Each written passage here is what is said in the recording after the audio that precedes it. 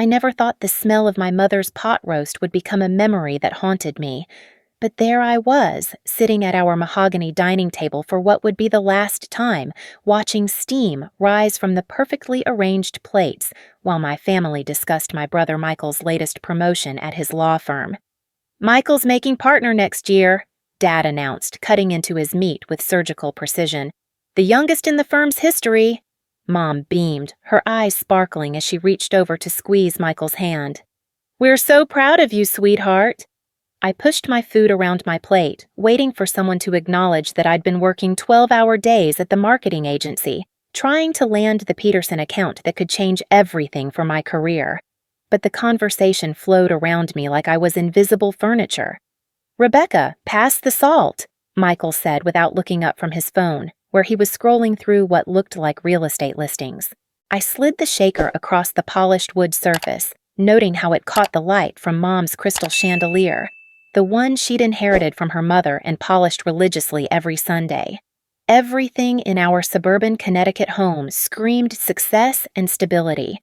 The family photos lined up perfectly on the mantel, Dad's golf trophies displayed prominently in the built-in bookcase, Mom's garden visible through the bay window where her prize-winning roses bloomed in neat rows.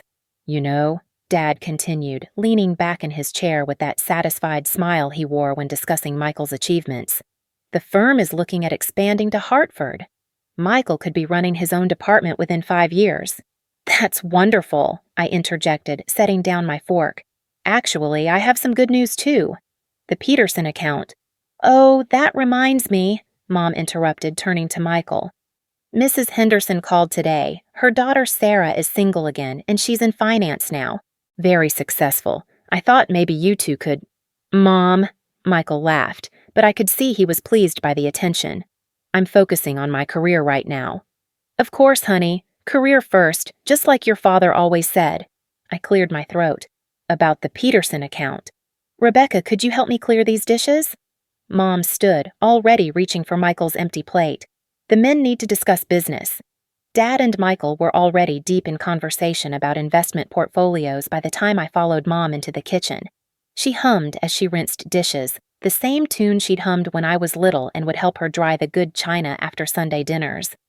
"Mom, I was trying to tell you about—" "Oh, sweetie, you know how your father gets when he's talking shop with Michael." She handed me a plate to dry. "Besides, your little job at that agency is nice and all, but it's not really career material, is it? You'll settle down soon enough." "Huh," the plate almost slipped from my hands. "Little job? I've been there for 3 years, and I'm up for a promotion." "That's nice, dear." Mom's voice had that dismissive quality that meant the conversation was over. "Could you put that in the cabinet?" "The tall one. You know I can't reach."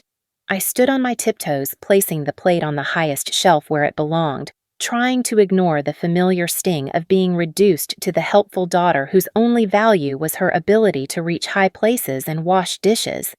Back then, I told myself they just didn't understand my industry.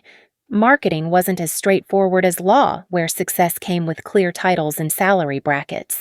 I made excuses for the way conversations stopped when I entered rooms, for the casual comments about my phase of living independently, for the way they forgot to invite me to Michael's birthday dinner until the last minute. The signs were there, scattered throughout our family dynamic like breadcrumbs leading to an inevitable conclusion. The way Dad's eyes would light up when Michael entered a room but glaze over when I spoke. How Mom would save the biggest slice of cake for Michael but give me the piece with less frosting. "Because you're watching your figure, aren't you, honey?" The way family decisions were made in conversations that somehow happened when I wasn't around. 3 weeks after that dinner, the Peterson account fell through. Budget cuts, they said. The client went with a larger agency that could handle their national campaign. I'd put everything into that pitch. Late nights, weekend research sessions, 3 different presentation versions. When my boss called me into his office that gray Tuesday morning, I already knew what was coming. "Rebecca, I'm sorry. We have to let you go. Last hired, first fired. You understand?" I understood more than he knew.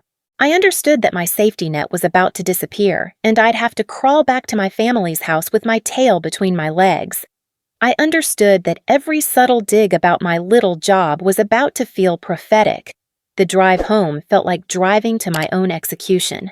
I sat in my car outside our house for 20 minutes, staring at the perfectly manicured lawn and the welcome friends sign Mom had painted in her crafting phase. The roses were blooming, pink and white and deep red like drops of blood against the green. Inside, I found them in the living room. Dad was reading his newspaper in his leather recliner, Mom was working on a crossword puzzle, and Michael was visiting, his expensive suit jacket draped over the back of the sofa. "I lost my job," I announced. Dad lowered his newspaper slowly, peering over his reading glasses. "What happened?" I explained about the Peterson account, the budget cuts, the downsizing. As I spoke, I watched their faces. Mom's expression shifted from surprise to concern to something that looked almost like satisfaction. Michael glanced up from his phone with mild interest before returning to his screen. "Well," Dad said finally, folding his newspaper with crisp precision, "I suppose this was bound to happen eventually." "What do you mean?" "That industry isn't stable, Rebecca. We've been telling you that for years." He removed his glasses and cleaned them methodically. "Marketing agencies, advertising. It's all smoke and mirrors. No real value." "Unlike law," Michael added, not looking up from his phone. "There's always going to be a need for legal services." Mom patted my hand in that way that should have been comforting but felt patronizing. "Maybe this is a blessing in disguise, honey. You can take some time to figure out what you really want to do with your life." "I know what I want to do. I want to work in marketing." "This is just a setback?" "At your age?" Dad's eyebrows raised slightly. "Rebecca, you're 28. Most girls your age are married with children. They have husbands to provide stability." The word girls hit me like a slap. Michael was 31, but I'd never heard him referred to as a boy who needed to settle down. "I don't need a husband to provide stability. I need to find another job." "In this economy?" Dad shook his head. "Companies are cutting marketing budgets left and right. It's a luxury expense." "What am I supposed to do in the meantime?" "Well, you can stay here, of course," Mom said, but her tone suggested it was a temporary inconvenience rather than genuine support, "until you get back on your feet. Or until you find a nice man to take care of you," Dad added, returning to his newspaper. "Michael, tell your sister about that colleague of yours, the one from family law." "Dad, I don't want to be set up." "Brad Patterson," Michael said, finally engaging with the conversation. "He's looking to settle down. Makes good money, nice guy. Maybe a little boring for most women, but he'd probably be perfect for you." The implication hung in the air like smoke.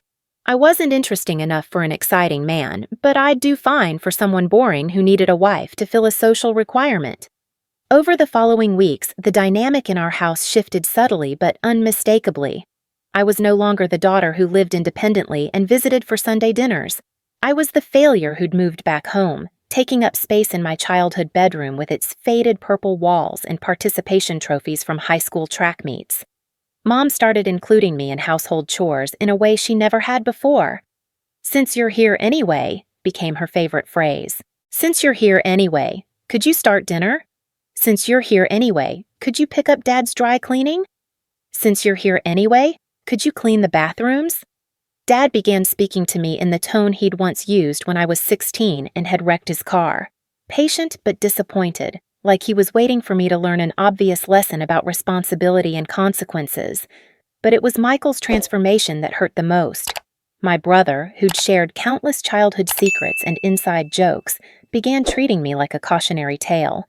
He'd bring dates to family dinners and introduce me as his sister who's between jobs right now. When his friends came over to watch games, I could hear them talking about me in the kitchen, the one who moved back home, spoken in the same tone reserved for discussing someone's midlife crisis. The gaslighting started slowly, so subtly I almost missed it. Comments about how sensitive I was becoming when I pushed back against their assumptions about my career prospects. Suggestions that maybe I was being unrealistic about my skills and market value. Gentle reminders that they were only trying to help, and wasn't I grateful for their support during this difficult time?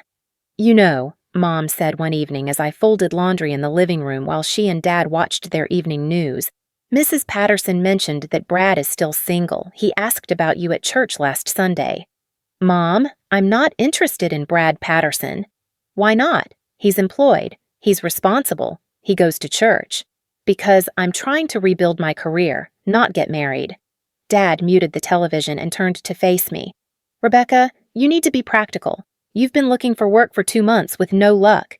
Maybe it's time to consider other options. Other options like what? Like accepting that maybe you're not cut out for the corporate world, Michael said, walking in from the kitchen with a beer. There's no shame in admitting that. I am cut out for it. I just need the right opportunity. You keep saying that, Dad interrupted, but the evidence suggests otherwise. Evidence. Like I was on trial and my unemployment was proof of guilt. The evidence suggests that the economy is tough and marketing budgets are tight. Or, Mom said gently, the evidence suggests that you should consider a more stable path. Teaching maybe, or nursing. Something service-oriented that suits your personality. My personality. As if my ambition and creativity were character flaws that needed to be redirected toward more appropriate feminine pursuits. The breaking point came on a rainy Thursday evening in October. I'd spent the day at 3 different job interviews, had my resume critiqued by a career counselor, and filled out applications until my hand cramped. I was exhausted, but hopeful.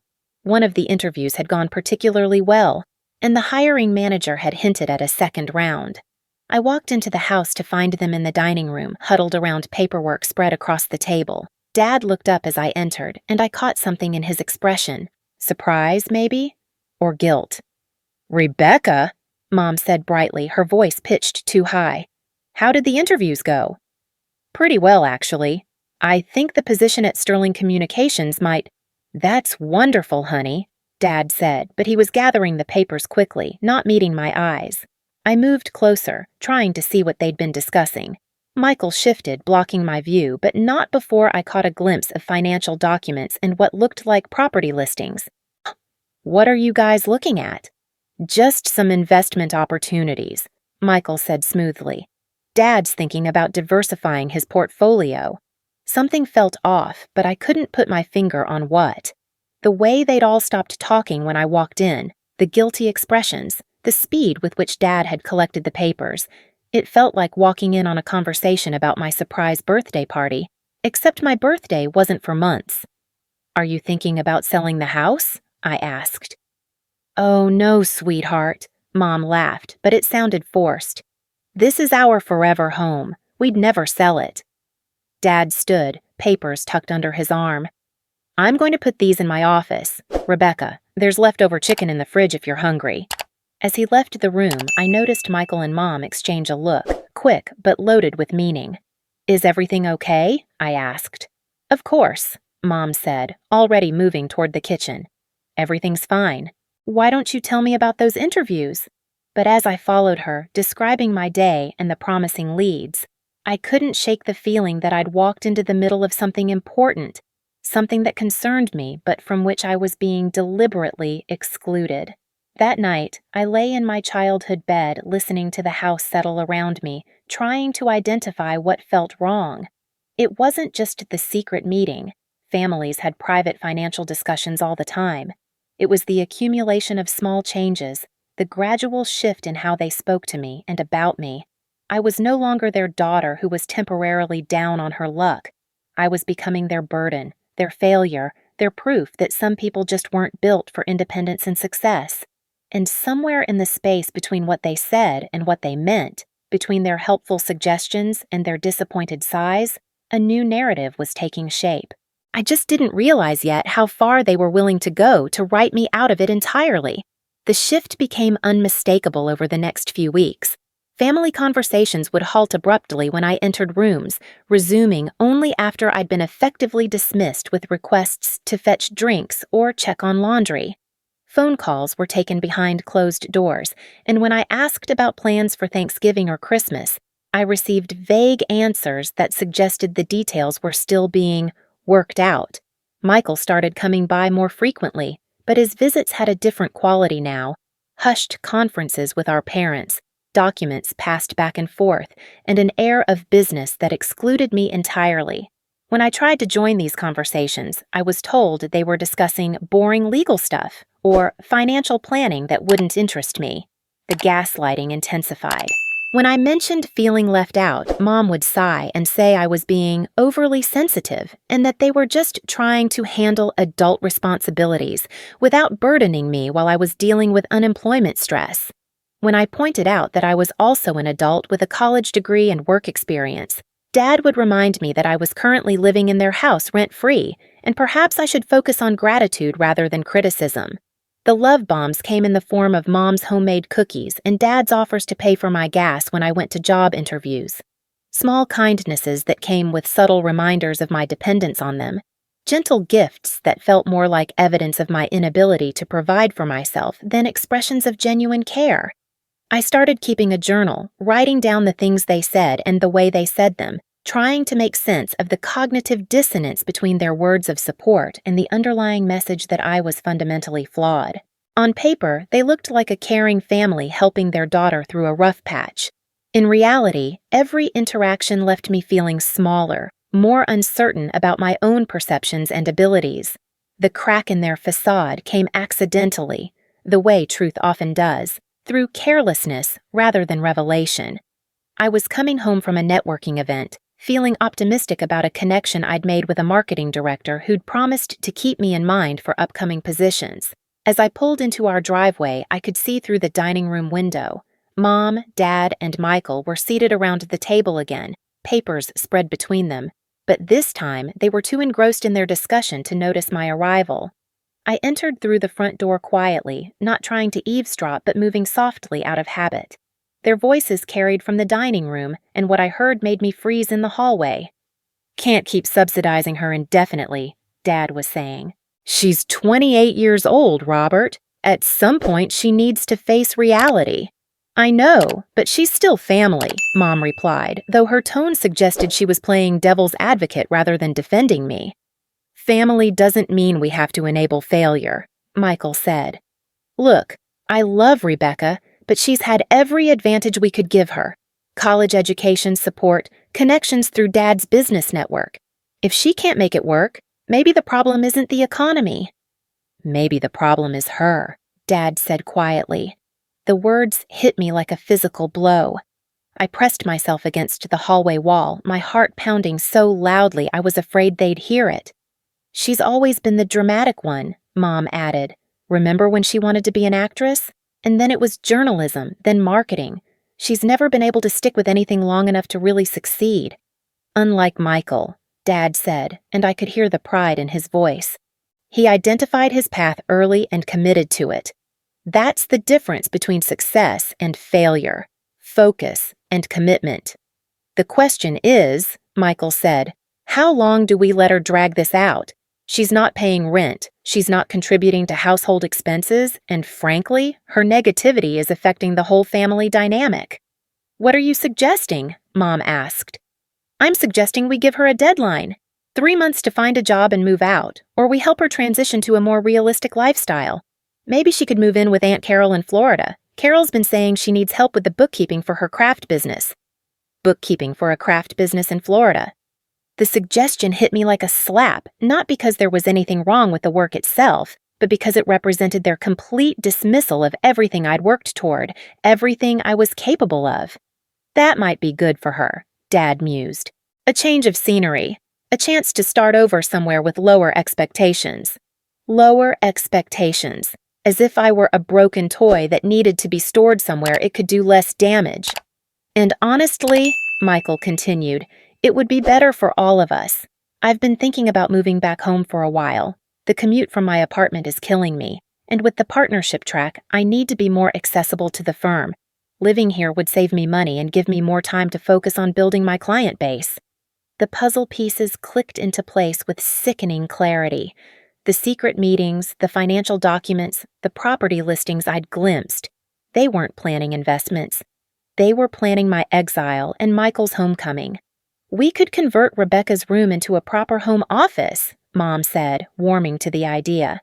"And the guest room could be Michael's bedroom. It's larger anyway, and it has the better view of the garden." "The timing works out perfectly," Dad added. Rebecca needs to learn independence, and Michael needs family support during this crucial career phase. It's a win-win situation. I backed away from the dining room slowly, my mind reeling. They weren't just disappointed in me. They were actively planning to replace me. Michael, the successful son, would take my place in the family home while I was shipped off to Florida to become a footnote in their family story.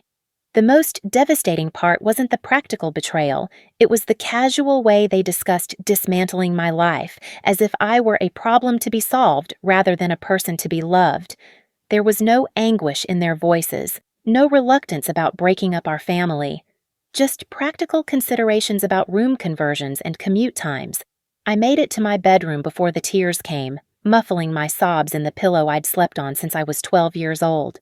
The purple walls that had once represented my personality now felt like a child's fantasy, a belief in belonging that I'd outgrown without realizing it. That night, I lay awake staring at the ceiling, replaying every interaction from the past few months through this new lens. The gentle suggestions about realistic career paths, the comparisons to Michael's focused ambition, the increasing responsibilities around the house that positioned me as a dependent rather than a contributing family member. I thought about the love I'd felt for them, the gratitude for their support during my unemployment, the guilt I'd carried about being a burden. All of it had been built on a foundation that was crumbling beneath me, revealing the conditional nature of their affection. They loved me when I was successful enough to reflect well on them, but not so successful that I overshadowed Michael. They loved me when I was grateful and compliant, when I accepted their guidance and didn't challenge their authority. They loved the version of me that fit their narrative about family roles and gender expectations. But they didn't love the real me, the ambitious woman who wanted to build a career in marketing, who saw her unemployment as a temporary setback rather than a fundamental character flaw, who believed she deserved support during difficult times without having to accept exile as the price of that support. As dawn light began filtering through my bedroom curtains, I made a decision that would change everything. I wasn't going to confront them about what I'd overheard. I wasn't going to argue or plead or try to convince them of my worth. I was going to leave. Not to Florida, not to Aunt Carol's craft business, not to any destination they chose for me. I was going to leave on my own terms, in my own way, and discover what my life could look like without their conditional love defining my possibilities. The realization brought a strange sense of relief, as if I'd been holding my breath for months and could finally exhale. I didn't know where I would go or how I would survive, but I knew I couldn't stay in a house where my family was planning my future without including me in the conversation. I began making plans quietly, researching apartments I could afford with my savings, updating my resume with a clearer sense of purpose, reaching out to networking contacts with new urgency. Every morning I came down to breakfast and smiled at their concerned faces, accepting their gentle advice about being more flexible in my job search while secretly working toward my escape. The irony wasn't lost on me. They thought they were teaching me about independence by planning to force me out, but they were actually giving me the motivation to choose independence for myself. For the first time in months, I felt like I was writing my own story instead of playing a supporting role in theirs. 3 weeks after overhearing their secret planning session, I found the article that changed everything. I was sitting in a coffee shop downtown, laptop open, supposedly job hunting, but actually scrolling through articles about family dynamics when I clicked on a piece titled, "The Scapegoat Child: How Narcissistic Families Create a Designated Failure." The words on the screen might as well have been describing my life with surgical precision. The family system that maintains balance by designating one member as the problem. The way healthy achievements by the scapegoat threaten the established hierarchy. The gradual erosion of self-worth through subtle manipulation and conditional love. I read the entire article twice, then bookmarked it and dove deeper into research about toxic family patterns. Each new piece of information felt like puzzle pieces clicking into place, creating a picture I'd been too close to see clearly. The golden child versus the scapegoat. The way narcissistic family systems require someone to blame when things go wrong. The cycle of love bombing followed by withdrawal that keeps the scapegoat desperately seeking approval. For the first time in months, I felt something other than confusion and self-doubt. I felt angry. Not the destructive rage that burns everything in its path, but the clean, clarifying anger of someone who finally understands they've been systematically devalued. The anger of recognition, of seeing the truth behind years of gaslighting and manipulation. I wasn't the family failure. I was the family scapegoat, carefully maintained in that role to protect everyone else's self-image. That evening, I sat in my childhood bedroom with my laptop, taking notes like I was preparing for the most important presentation of my life. I documented every instance I could remember of being treated differently than Michael, the subtle ways my achievements were minimized while his were celebrated, the pattern of excluding me from important family decisions while positioning it as protection from adult responsibilities. The documentation wasn't for them, it was for me. Evidence to counter the gaslighting, proof that my perceptions weren't distorted by sensitivity or ingratitude. I was building a case for my own sanity. I found a therapist who specialized in family trauma and narcissistic abuse. Dr. Sarah Chen had a practice downtown, and her website spoke directly to people recovering from toxic family systems. Her first available appointment was 2 weeks out, but I booked it immediately. During those 2 weeks, I began reaching out to support groups and online communities for adult children of narcissistic families. Reading other people's stories was both heartbreaking and validating. So many experiences that mirrored my own. So many people who'd been designated as the family problem while their siblings were elevated as success stories. I started building what the forums called a chosen family. Relationships based on mutual respect and genuine care rather than obligation and conditional approval. Sarah, a former colleague from my marketing job, became my first real ally. When I tentatively shared some of what I was discovering about family dynamics, she listened without judgment and shared her own experiences with setting boundaries with difficult relatives.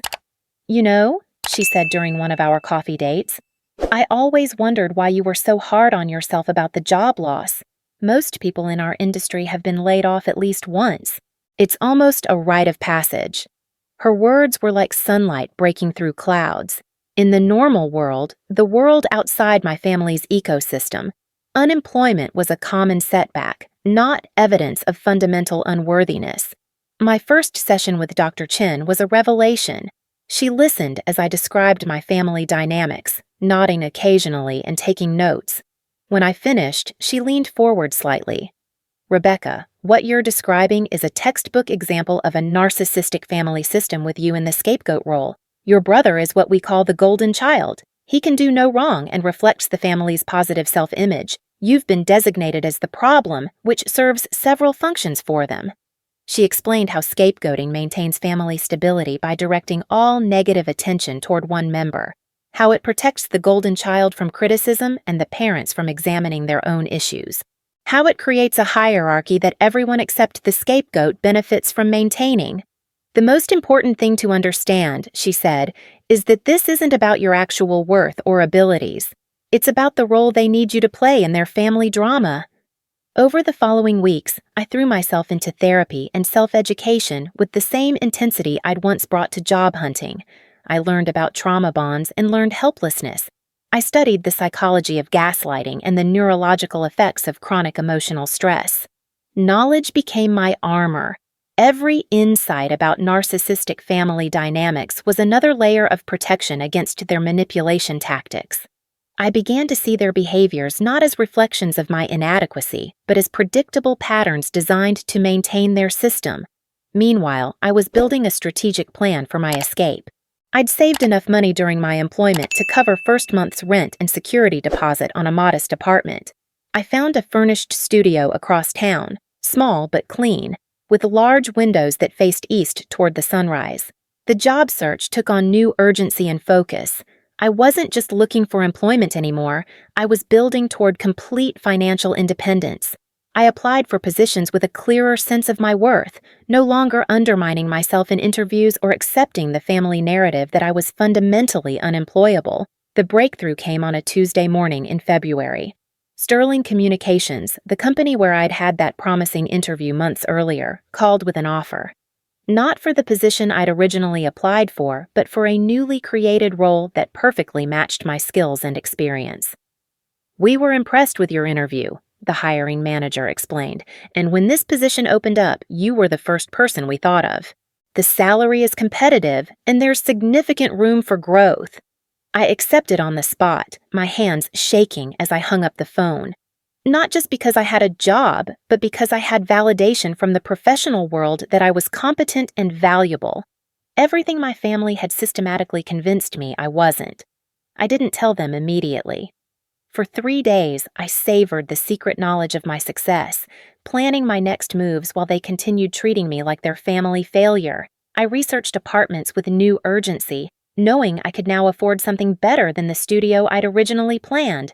When I finally told them about the job, their reactions were exactly what I'd expected, but still painful to witness. "That's wonderful, honey," Mom said, but her smile seemed forced. "What kind of position is it exactly?" I explained the role: marketing coordinator for a growing tech startup with responsibility for social media strategy and client communications. "Well," Dad said carefully, "that sounds like a good opportunity to get back on your feet. Hopefully this time you'll be able to stick with it." The qualifier stung, but I was ready for it. I'd learned to hear the subtext: "Don't get too confident. Don't expect this to last. Remember that we've seen you fail before." Michael's response was perhaps the most revealing. "Good for you, Becca. Maybe now you can start thinking about getting your own place again." Not congratulations on my achievement, not celebration of my success, just relief that I might stop being their financial burden. "Actually," I said, "I've already found an apartment. I'll be moving out next weekend."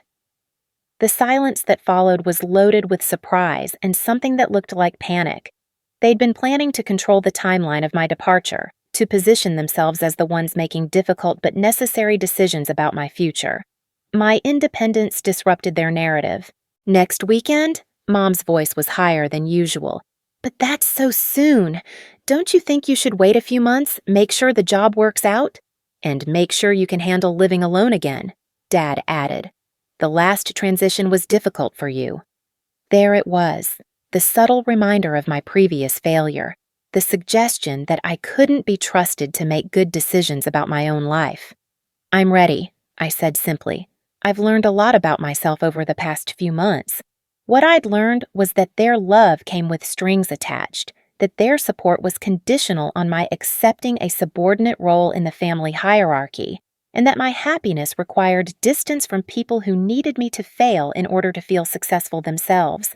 The moving process was surreal. I packed my belongings while they hovered nearby, offering help that felt more like supervision. Mom kept finding reasons for me to delay. Shouldn't I wait until I'd received my first paycheck? What if the apartment wasn't as nice as it looked online? Wouldn't it be smarter to save money by staying home a little longer? Each suggestion was framed as concern for my well-being, but I could hear the underlying message: "You're not ready, you're making a mistake, you need us more than you realize." I'd arranged for Sarah to help me move, deliberately choosing someone outside their sphere of influence. When she arrived with her pickup truck and infectious enthusiasm, the contrast between her genuine support and my family's ambivalent help was striking.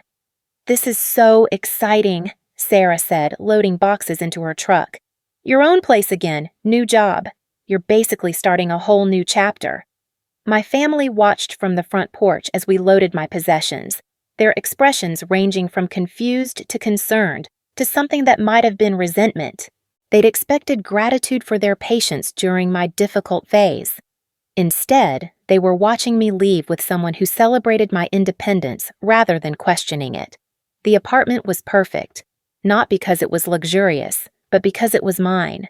One bedroom, a small kitchen with decent natural light, hardwood floors that had been recently refinished. As I unpacked my boxes, I felt something I hadn't experienced in months: peace. My phone buzzed with texts throughout the day, Mom asking if I needed anything from the store, Dad wondering if I'd remembered to set up utilities, Michael offering to help me move the heavier items, all gestures that would have seemed caring if I didn't recognize them as attempts to maintain involvement in my life, to position themselves as necessary for my success. I responded politely but briefly, establishing a pattern I would maintain going forward: grateful but independent, loving but boundaried. The first few weeks in my new place were a revelation. I could eat dinner at whatever time I wanted. I could leave dishes in the sink overnight without commentary. I could take phone calls without wondering who was listening from the next room. I could exist without constantly measuring myself against Michael's achievements or defending my choices to people who'd already decided I was prone to poor judgment. Work was challenging but rewarding. My colleagues treated me as a competent professional, asking for my input on projects and valuing my contributions. My supervisor was direct but supportive, offering feedback that helped me improve rather than criticism designed to undermine my confidence. For the first time in years, I was experiencing what healthy relationships looked like: professional connections based on mutual respect, friendships built on genuine enjoyment of each other's company, therapeutic support that helped me grow rather than keeping me small. The contrast with my family relationships became impossible to ignore. Dr. Chen helped me understand that going no contact wasn't about punishment or revenge. It was about creating space for healing. As long as I remained entangled in their dysfunction, I would continue playing the scapegoat role, accepting their version of reality as truth. Healthy families celebrate each other's successes, she explained during one of our sessions. They provide support during difficult times without keeping score. They respect boundaries and encourage independence. My family did none of these things consistently. Their love was conditional on my accepting a subordinate position. Their support came with strings attached, and my independence threatened their established hierarchy. The decision to minimize contact wasn't made lightly. I spent weeks crafting a letter explaining my need for space, outlining the patterns I'd identified, and requesting that they respect my boundaries while I focused on healing and growth. I never sent it. Instead, I began what therapists call gray rock communication, polite but minimal engagement that gradually decreased over time. I stopped attending Sunday dinners. I responded to texts but didn't initiate conversations. I was cordial but unavailable, present but not engaged. They noticed, of course. Mom started calling more frequently, wondering if I was okay and suggesting we have lunch to catch up. Dad sent articles about financial planning and career development, positioning himself as a helpful resource for my new independence. Michael invited me to networking events and family gatherings, maintaining the appearance of including me while ensuring I remained in my supporting role. Their increased attention felt like love bombing, an attempt to draw me back into their system now that I'd demonstrated the ability to function without them. They seemed genuinely confused by my distance, unable to understand why I wasn't grateful for their renewed interest in my life. But I was learning to trust my instincts over their interpretations. Their attention felt invasive rather than caring. Their advice felt controlling rather than helpful. Their invitations felt like obligations rather than opportunities. Months passed in this strange detente.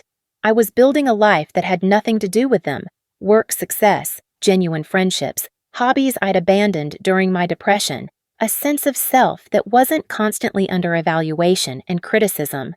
I was also building something I'd never had before: financial security that wasn't dependent on their approval. I'd opened my own savings account, established credit in my own name, and started planning for goals that had nothing to do with their expectations for my future. The work success came faster than I'd expected. My marketing campaigns for the tech startup exceeded targets, my social media strategies increased engagement significantly, and my supervisor began hinting at promotion opportunities. I was good at my job, not just competent, but genuinely talented in ways that had been impossible to recognize while I was drowning in family dysfunction. 6 months after moving out, I had enough saved for a down payment on a small house, not an apartment, not a rental, but property I would own. The symbolism wasn't lost on me. I was literally buying my independence, creating a foundation that belonged entirely to me. The house hunting process was exhilarating. I worked with a realtor who treated me as a serious buyer, looking at properties within my budget and explaining the purchasing process with respect for my intelligence. When I found the perfect place, a small bungalow with a garden and updated kitchen, I made an offer the same day. I closed on the house on a Thursday in September, exactly 1 year after overhearing their secret planning session.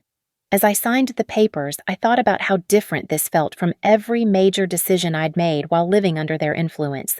No second guessing, no seeking approval, no anxiety about whether I was making the right choice according to external standards. This was my choice, made with my money, for my future. I moved in over a weekend, again with Sarah's help and that of a few other friends I'd made through work and therapy support groups. We painted the living room a warm yellow that made the whole space feel cheerful, hung pictures that reflected my taste rather than family traditions, and arranged furniture for my comfort rather than their approval. That Sunday evening, I sat in my own living room, in my own house, eating takeout from my favorite restaurant, and felt something I hadn't experienced since childhood: complete contentment. Not happiness dependent on external validation, not success measured against someone else's achievements, but deep satisfaction with the life I was creating for myself. My phone sat silent on the coffee table. I hadn't told my family about the house purchase. This milestone, perhaps the most significant of my adult life, was mine alone to celebrate. For the first time, that felt exactly right. The silence didn't last long. 2 years after I'd moved out of their house, 2 years of minimal contact and carefully maintained boundaries, they showed up at my door unannounced on a Saturday morning in November. I was in my kitchen, making coffee and planning my weekend, when the doorbell rang. Through the peephole, I could see all three of them standing on my front porch. Mom holding what looked like a casserole dish, Dad checking his watch, Michael looking around my neighborhood with undisguised curiosity. My heart rate spiked immediately. They had never been to my house. I had never given them my address. They had somehow found me and decided to breach the boundaries I'd carefully constructed. I opened the door, keeping the security chain attached. "Rebecca!" Mom's voice was bright with forced cheer. "Surprise! We brought you dinner." "How did you get my address?" "Well," Dad said, shifting uncomfortably, "it wasn't hard to find. Public records, you know." They had researched my property purchase, tracked down my home address, and shown up uninvited. The violation felt immediate and deliberate.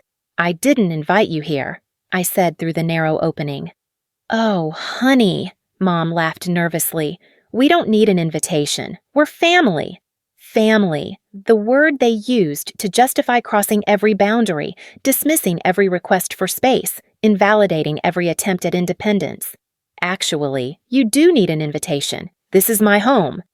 "Rebecca, don't be ridiculous," Michael said, stepping closer to the door. "We just want to see how you're doing. We've barely heard from you in months." "I've been fine. I don't need checking up on." "Clearly you do," Dad said, his voice taking on that familiar tone of disappointed authority. "Living alone like this, isolating yourself from family, it's not healthy." The gaslighting was immediate and automatic. My success, my independence, my peace, all of it reframed as evidence of unhealthy isolation and poor judgment. "I'm not isolated. I have friends, colleagues, a therapist." "A therapist?" Mom's voice sharpened. "Rebecca, what have you been telling some stranger about our family?" There it was. Their real concern. Not my well-being, but their reputation. Not my healing, but their image. "I've been telling the truth," I said simply. The silence that followed was charged with tension. Through the narrow gap in the door, I could see them exchanging glances, communicating in the wordless way that had always excluded me. "Well," Dad said finally, "we think it's time we all sat down and had a real conversation. Clear the air, get back to being a normal family. This is normal for me. This is healthy for me." "Rebecca," Michael said, his voice taking on the patronizing tone he'd perfected over years of being the responsible older brother. "You can't keep running away from family problems. We love you, but this attitude isn't helping anyone." The manipulation was so smooth, so practiced, that I almost admired its efficiency. In 3 sentences, he'd positioned my boundaries as running away, my healing as an attitude problem, and their invasion of my privacy as love. "I'm not running away. I'm living my life." "You call this living?" Dad gestured toward my house, my neighborhood, my choices. Alone in this little place, cutting yourself off from the people who love you most? You don't love me most, I said, the words coming from a place of clarity I'd never accessed before. You love the version of me that accepts your criticism, follows your advice, and makes you feel superior. You love having someone to fix, someone to worry about, someone to compare Michael to. Mom gasped. Rebecca, how can you say that? Because it's true. You needed me to be the family failure so Michael could be the family success. When I stopped playing that role, you stopped knowing how to relate to me. That's ridiculous, Michael said, but his voice had an edge that suggested I'd hit close to something real. We've always supported you. You've always supported the version of me that needed your support. The moment I became truly independent, you couldn't handle it. Through the gap in the door, I watched them process this. Mom looked genuinely confused, as if the idea that their love might be conditional had never occurred to her. Dad looked irritated, like I was being unreasonably difficult about what should be a simple family reunion. Michael looked calculating, already working on his next approach. Rebecca, he said, his voice shifting to a more serious tone, we need to talk about something important. Can we please come in? No. It's about the house. Your house. Something cold settled in my stomach. What about my house? Well, Dad said, clearing his throat, we've been doing some research, and we're concerned about your financial situation. This mortgage, the property taxes, the maintenance costs, it might be more than you can handle long term. I can handle it fine. But what if you lose your job again? Mom asked, her voice heavy with concern that felt rehearsed. What if there's another recession? You'd lose everything. That's my risk to take. But it doesn't have to be, Michael said. We've been talking, and we think it would be better for everyone if we helped you make more stable arrangements. What kind of arrangements? Dad stepped forward slightly. We could buy the house from you, pay off your mortgage, give you some profit, help you find a nice apartment that's more manageable for a single woman. The audacity took my breath away. They wanted to take my house, the symbol and substance of my independence, and return me to renter status under their financial control. You want to buy my house? We want to help you, Mom said earnestly. This is too much responsibility for you to handle alone. I've been handling it fine for over a year. But for how long? Dad pressed.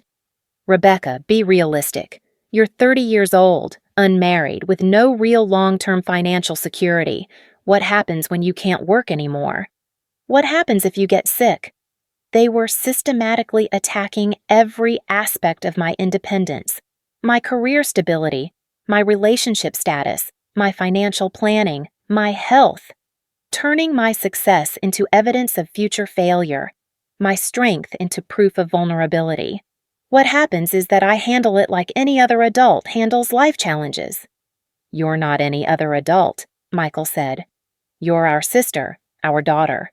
We care about you too much to watch you set yourself up for disaster. This isn't disaster. This is my life. Rebecca, Mom said, her voice taking on that patient tone she'd used when I was a child refusing to eat vegetables. We know you think you have everything figured out, but sometimes the people who love you can see things more clearly. They could see things more clearly. My perceptions were clouded by emotion, by stubbornness, by the therapy that was apparently giving me unrealistic ideas about independence and self-worth. I can see things perfectly clearly, I said. I can see that you showed up at my house uninvited, researched my financial situation without permission, and are now trying to convince me to give up my home because you think I'm too incompetent to manage my own life. We don't think you're incompetent, Dad said quickly. We think you're overwhelmed. I'm not overwhelmed. I'm successful. Success isn't just about money, Mom said. It's about family, relationships, building a life that has meaning. This life has meaning. My job has meaning. My friendships have meaning. My independence has meaning. But what about family? She pressed. What about the people who raised you, who love you unconditionally? Unconditionally. The word hung in the air like a challenge. Their love that had disappeared when I lost my job.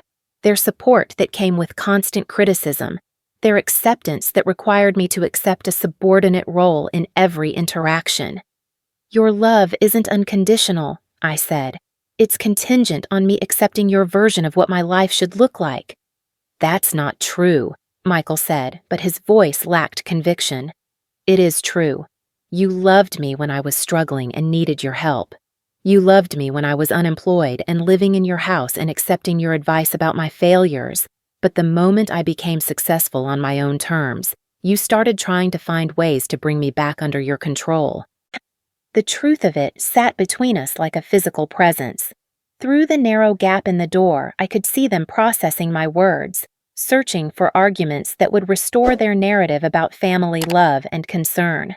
"Rebecca," Dad said finally, his voice hardening with authority, "you're going to regret this isolation. Family is the only thing that really matters in life, and you're throwing it away for what? Pride? Some misguided idea about independence?" "I'm not throwing anything away. I'm choosing relationships that are actually healthy." "We are healthy," Mom protested. "We're your family." "Healthy families don't show up uninvited. They don't research each other's finances without permission.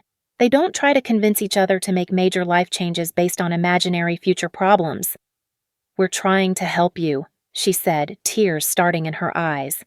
The tears were real, I realized.